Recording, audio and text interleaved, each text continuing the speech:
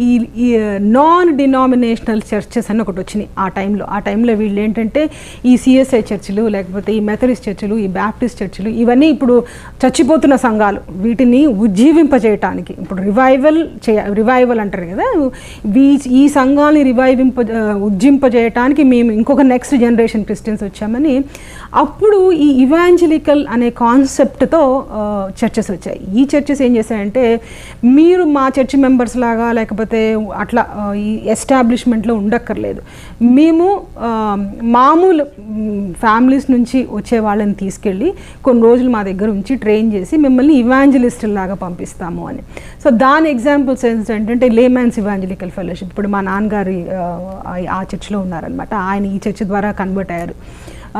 Hebron church, Jesus calls అని వీళ్ళ target group వీళ్ళు ఎవరినంటే తీసుకొచ్చారంటే ఆల్రెడీ ఈ సిఎస్ఐ బ్యాప్టిస్ట్ ఇట్లాంటి